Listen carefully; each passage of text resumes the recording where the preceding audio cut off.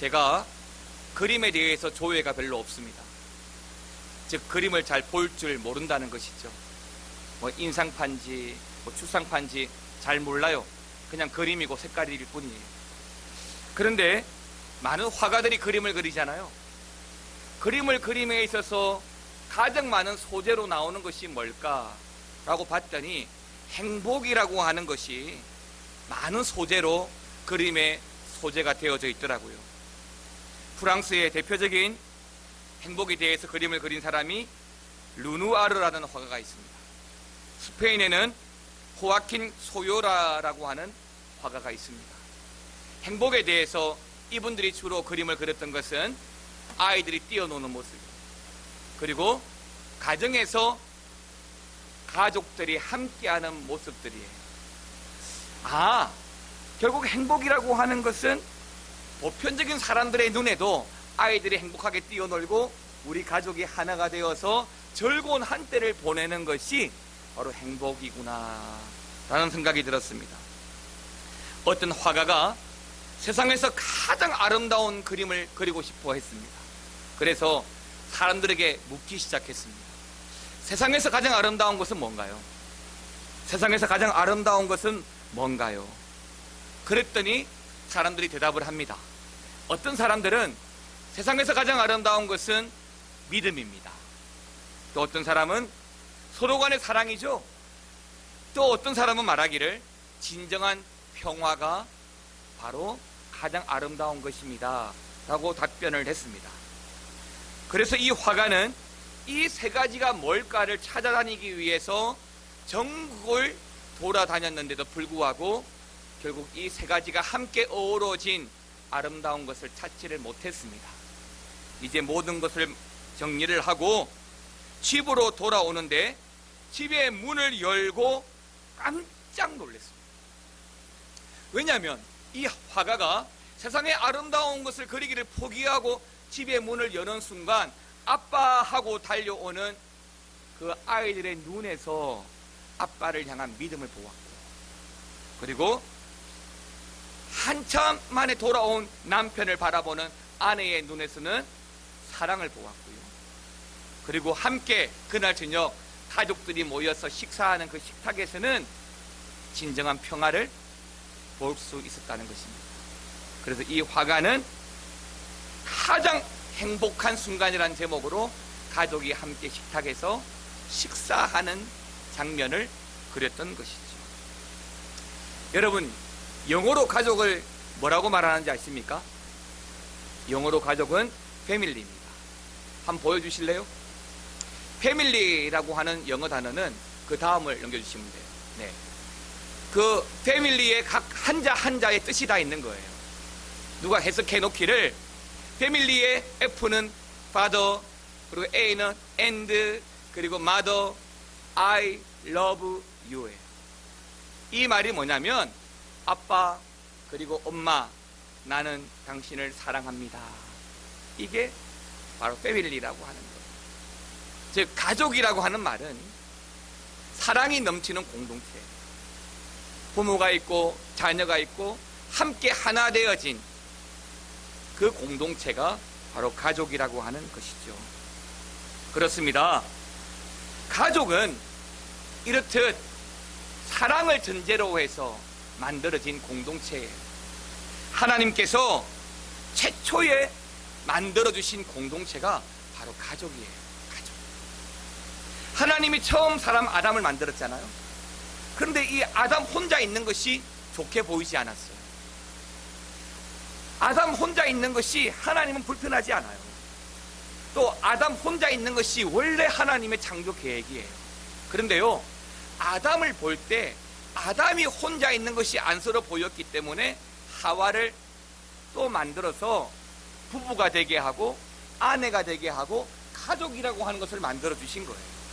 그러니까 가족은요, 하나님이 만들어 주신 가장 작은 공동체고 하나님이 손수 계획하신 공동체가 바로 가족이라고 하는 것이죠. 때문에 우리 가정은요, 이러한 우리 가족을 향한 하나님의 뜻이 무엇인지를 확인하고 우리를 향한 그 하나님의 사랑이 가장 충만해야 하는 곳이 바로 우리 가정이고 우리 가족이다, 이 말인 것입니다. 자, 그렇다면 우리 예수 믿는 사람들이 행복한 가족, 행복한 가정을 이루기 위해서 오늘 성경은 어떻게 말씀하고 있는지 살펴보기를 원합니다. 성경 간단하게 우리에게 이야기를 해줘요. 첫 번째는 아내는 남편에게 복종해야 한다라고 말합니다. 이 복종이라고 하는 단어가 붙어 있으니까 별로 좋게 보이지 않아요. 괜히 이 복종이란 단어에 상심지를 켤 필요는 없어요. 우리 5장 22절 같이 한번 읽어보겠습니다. 시작. 아내들이여 자기 남편에게 복종하기를 주께 하듯 하라 라고 말씀합니다. 이 말씀만 보더라도 그렇게 좋은 어휘로 보이지는 않습니다. 복종한다, 복종하라. 이 복종이란 말이 무슨 의미가 있을까요? 이것은요, 풀어서 말씀을 드리면 예수님의 마음으로 남편을 사랑하라는 것입니다. 복종에 대해서 가장 성경이 잘 풀어서 말씀해 주고 있는 것이 빌립보서 2장 5절에서 8절입니다.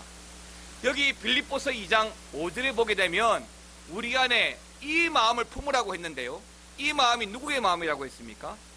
예수의 마음이라고 했어요. 즉 우리는 예수의 마음을 품어서 예수의 마음으로 사랑하고 섬겨야 되는 거예요. 맨 끝에 8절 한번 보시게 했어요. 사람의 모양으로 나타나셔서 자기를 낮추시고 죽기까지 뭐 하셨으니? 복종하셨으니. 그게 곧 뭐라고요? 십자가의 죽으심이에요.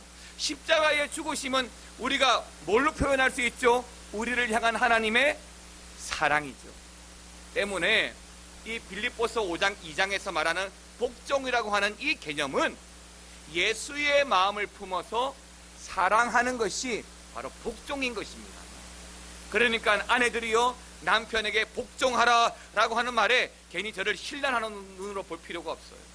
이 말은 예수님께서 우리를 사랑하는 그 마음을 품어서 남편을 사랑하라 라고 하는 이 말인 것입니다.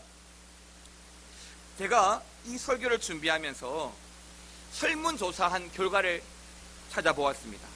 즉 남편이 아내에게 무엇을 바라는가. 남자들은 굉장히 단순해요. 남자들이 아내들에게 바라는 것은 한 가지밖에 없어요. 그게 뭔가? 아내로부터, 가족으로부터 존경과 인정받는 것. 남편은 아내가 자신의 가장 열렬히 환호하는 팬이 되기를 원합니다. 남편 이렇게 꼭 방 닦다가 구석에 처박아 놓은 걸레 보듯이 남편 보는 게 아니고 팬이 돼가지고 남편 이렇게 응원해 주기를 원하는 거죠. 즉 아내의 지원과 격려는 사실 남편에게 굉장한 활력이 됩니다. 굉장히 힘이 돼요. 퇴근문을 딱 열고 들어왔는데 남편을 향한 아내의 눈길이 하트 뿅뿅한 눈으로 바라보면서 이제 왔어, 수고했어, 고생했어 안아주고 툭툭툭툭 끓여주면 남편이 얼마나 힘이 날까요? 들어오자마자 보통 뭐라고 이야기해요? 왔어? 씻어. 그러니까 남편들이 이건 가정에 들어오긴 들어왔는데 아무도 환대도 안 해주고 아내가 문 앞까지 달려와서 안해주고 환대 안 해주니까 아이들도 여전히 지방에서 피시나 하고 있고. 그래서 남편은요, 특히 남자는요, 가족에게 인정받을 때 삶의 의미를 가지게 됩니다. 사랑하는 우리 여성도 여러분, 남편을 좀 잘 인정해 주세요. 수고했다고, 고생했다, 칭찬해 주세요. 그러면 남편들은 단순해가지고 굉장히 잘할 거예요. 그런 의미에서 우리 여성도 여러분, 오늘 밤에 댁으로 돌아가시면 오늘 밤에 남편에게 10가지 칭찬해 주기. 아멘? 아멘을 안 하시네. 우리 신윤섭 성도님, 우리 정문 집사님이 아멘을 안 하시는데, 다시 이야기합니다. 아멘 할 때까지. 집으로 돌아가면 남편에게 10가지 꼭 찾아가지고 칭찬해 주기. 아멘? 주여, 큰일 났습니다. 이게 어려운 일 같지만 가정을 행복하게 만드는 중요한 비결이라는 거예요. 두 번째는 남편은 아내를 사랑해야 한다는 것입니다. 에베소서 5장 25절은 이렇게 이야기하죠. 남편들아 아내 사랑하기를 그리스도께서 교회를 뭐하시고 사랑하시고 그 교회를 위하여 자신을 주심같이 하라라고 말합니다. 여러분, 우리 예수님이 교회를 얼만큼 사랑했는지 아세요? 우리 예수님은요, 자신의 몸을 십자가에 못 박아 가지고 피 흘려 주시기까지 교회를 사랑하셨어요. 교회를 세우시기 위해서요 3년 동안 다니시고요, 교회가 엉뚱한 길로 가는 것에 대해서는 굉장히 분노하면서 교회를 바로 세우시기 위해서 노력하셨습니다. 이와 같이 남편들이 아내 사랑하는 것은 예수님께서 교회를 사랑하시는 것처럼 해야 한다라고 이야기합니다. 요즘 결혼하는 청년들을 보면 참 잘하는 것 같아요. 요즘 결혼하는 청년들 뭐 가사의 일도 같이 분담을 해요. 설거지건 뭐 음식을 만드는 일이건 쓰레기를 버리는 일이건 빨래하는 일이건 잘 분담을 해요. 저희 집에도 분담이 되어 있습니다. 설거지는 저희 하늘이가, 빨래는 제가. 분담을 해요. 그런데 잘 모르겠지만 예상하건대 우리 아마 장장로님 이상 되시는 분들, 우리 남자 성도님들은 역할이 좀 분명할 것 같아요. 아내는 주방일, 남편은 소파에 TV. 근데 요즘 젊은 부부들은 참 잘하는데, 제가 또 설문을 보니까 아내가 남편에게 바라는 것, 남편은 하나인데 아내는 몇 가지가 있어요. 그 중에 두 가지를 제가 말씀을 드리겠습니다. 그 중에 하나가 뭐냐면, 아내가 남편에게 바라는 것은 사랑과 관심이에요.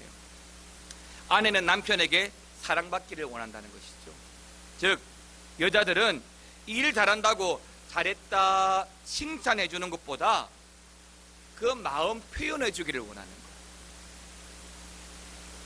아내는 남편에게 사랑받을 때 감동을 해요. 제가 올해 결혼이 23주년인데 20주년 때 좀 크게 해주고 싶었어요.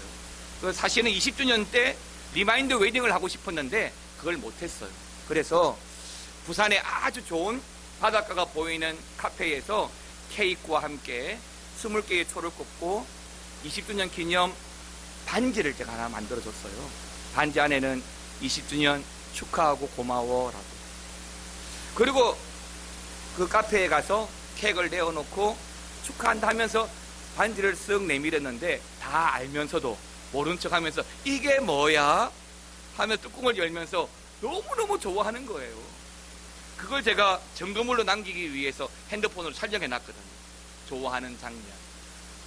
그러면 반지를 받으면서 너무너무 행복하다는 거예요. 제가 확인까지 했죠. 행복해? 그러니까 뭐라냐면 응! 행복해! 그러는 거예요. 아내들은 남편들의 사랑으로 말미암아 행복을 많이 경험합니다. 그래서 남편들은 아내들에게 사랑을 좀 잘 표현해 주셔야 돼요. 그래서 꽃 한 송이와 정성스러운 카드 한 장이 얼마나 아내를 감동케 하는지 몰라요. 자, 우리 남편들에게 숙제를 하나 드릴게요.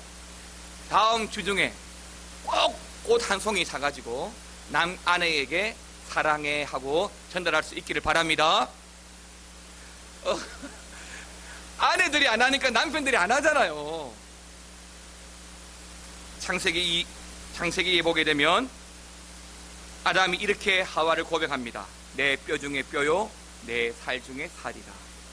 두 번째 아내들이 바라는 것이 뭐냐면 대화입니다. 대화. 여성은 남편이 말동무가 되어주기를 원해요. 사실은 남편들이 하루 종일 일하고 집에 돌아오면 말하기 힘들거든요. 그런데도 굳이 이미 밥을 다 먹었는데도 불구하고 남편이 밥 먹는 자리에 아내가 함께 있는 이유는 같이 말하고 싶었어요. 오늘 뭐 했어? 누구 만났어? 남편들이 뭐라고 그래요? 이랬어. 그래? 무슨 일 했어? 그냥 이랬어. 힘들었어? 이랬다니까? 이런 거죠. 대화가 안 되는 거죠. 뭐 남편은 남편 나름대로의 이유가 있지만 아내들은 말하기를 원해요. 뭐 다른 남자도 못 만나고 유일하게 만나는 남자가 남편인데, 남편을 만나서 이야기하고 다시 들어주고 또 이야기하고 그러기를 원하는 거죠. 무뚝뚝한 경상도 남자는 남편, 아내 좀 사랑해야 되지 않겠습니까? 라고 말을 하면 꼭 말로 해야 합니까? 라고 말을 하기도 합니다. 예, 꼭 말로 해야 합니다. 왜냐하면 사랑은 고백할 때 그 능력이 배가 되기 때문이죠. 고백하지 않으면 소용이 없는 거죠. 마지막 세 번째로 두 사람이 하나가 되어야 합니다. 창세기 2장 24절 같이 한번 읽어보겠습니다. 창세기 2장 24절 같이 읽겠습니다. 시작. 이러므로 남자가 결혼은 남자와 여자가 한 몸이 되는 것입니다. 두 사람은 두 인격체처럼 보이지만 한 몸을 이루고 살아가야 됩니다. 그래서 저는 어떤 생각을 하냐면, 결혼을 하면 죽을 때까지 반드시 부부는 같이 자야 합니다. 한 입을 덮고 자야 한다는 생각이 있습니다. 살아가다 보면 부부라 할지라도 서로 다른 면을 많이 보잖아요. 20년, 30년, 40년을 살아왔는데 내 남편 맞아? 내 아내 맞아? 이런 생각 들 때가 종종 있어요. 이런 면이 있었어? 근데 그건 틀린 면이 아니고 다른 면, 나와는 다른 면. 그러니까 그 다른 면은 인정해주면 되죠. 실수에 대해서도 이해하고 인정해주면 되죠. 어떤 부부를 차를 타고 가다가 보았습니다. 운전 중에 시비가 붙었거든요. 근데 제가 볼 때는 분명히 그 남편이 잘못을 했어요. 그런데 이 아내도 자기 남편이 잘못한 걸 알아요. 남편이 상대방 운전기사와 시비를 붙었는데 약간 밀리는 듯 하니까 아내가 나가서 같이 쏘아 붙이는 거예요. 그랬더니 그 상대방 운전기사가 수위에 밀려서 그런지 몰라도 그냥 돌아가 버리고 말더라고요. 물론 잘 되었다고 이야기하는 건 아니에요.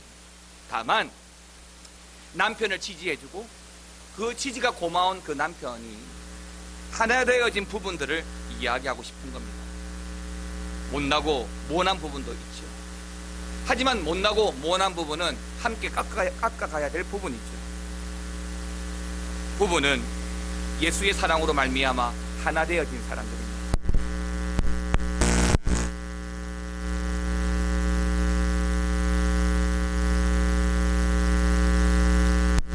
그 가정에 동일한 영성이 필요합니다. 믿음의 가정으로 하나님께서 세우셨으면 하나 되어짐에 중요한 가치를 두어야 되지만 그 하나 되어짐의 중요한 가치는 동일한 영성이지. 남편이 아내를 사랑하고 남편이 아내를 사랑하고 뿐만 아니라 믿음 생활도 동일한 영성이어야만 교회를 섬기고 봉사하고 수고할 때도 그 때문에 갈등이나 어려움이 생기지 않는 겁니다.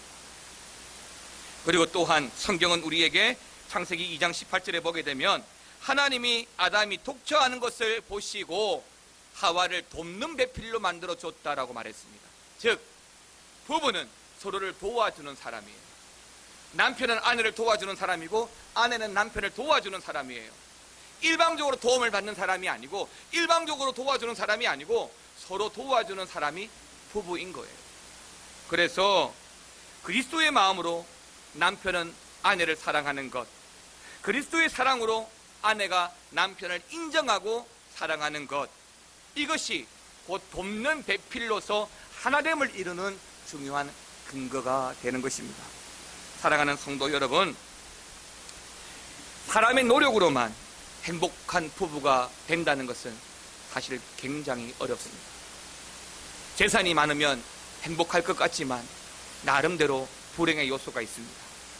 가족이 많으면 행복할 것 같지만 그 속에도 나름대로의 불행의 요소가 있습니다. 세상에서 완벽한 행복을 이루고 살아간다는 것은 어쩌면 불가능한 일일지 모릅니다. 그러나 우리의 가정에 그리스도가 주인이 되어지고 믿음으로 말미암아 하나님이 다스리고 세우시는 가정이 되어진다면 그 속에 하나님을 향한 우리의 마음과 주의 그 은혜가 빚어진 하나님의 사랑이 우리의 가정을 건강하고 행복한 가정으로 만들어 줄 것이라고 믿습니다. 사랑하는 성도 여러분, 우리의 가정 하나님이 만들어 주셨습니다. 하나님이 세워 주셨습니다. 남편을 사랑하고 아내를 사랑하는 것도, 자녀를 잘 돌보아 양육해야 하는 것도 하나님의 뜻입니다. 때문에 여러분, 이 5월달, 이 가정의 달에 더욱더 하나님의 그 사랑을 확인하고 가족을 중보하고 가족을 사랑하고 행복한 가정, 건강한 가정 되시기를 주님의 이름으로 축원합니다. 함께 찬양하겠습니다. 주께 두 손 모아